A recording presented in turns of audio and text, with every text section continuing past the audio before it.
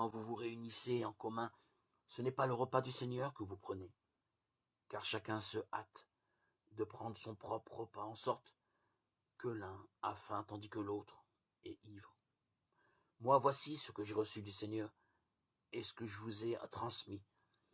Le Seigneur Jésus, dans la nuit où il fut livré, prit du pain, et après avoir rendu grâce, il le rompit et dit, « Ceci est mon corps qui est pour vous. Faites cela en mémoire de moi. » Il fit de même pour la coupe, après le repas, en disant, « Cette coupe est la nouvelle alliance en mon sang. Faites cela toutes les fois que vous en boirez en mémoire de moi. Car toutes les fois que vous mangez ce pain et que vous buvez cette coupe, vous annoncez la mort du Seigneur jusqu'à ce qu'il vienne.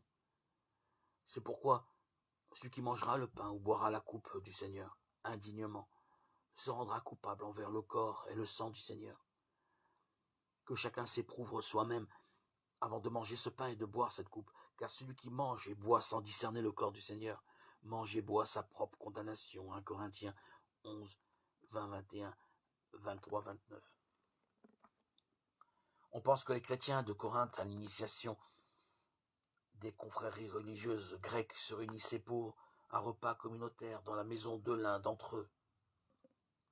C'est au cours de ce repas qu'avait lieu aussi la célébration du repas du Seigneur, ou la fraction du pain, c'est-à-dire le pain où Dieu se donne en nourriture. L'apôtre Paul semble faire 2 reproches aux Corinthiens.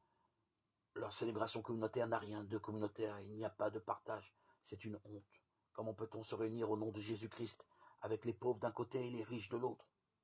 La célébration de Corinthe a oublié le but premier du rassemblement, non pas d'abord fêter la joie de se retrouver, mais fêter Jésus-Christ. Prendre le repas du Seigneur, annoncer la mort du Seigneur, jusqu'à ce qu'il vienne. Cette phrase est très dense. Elle évoque en même temps la mort et la résurrection du Christ, la mort du Seigneur, puis l'espérance de sa venue.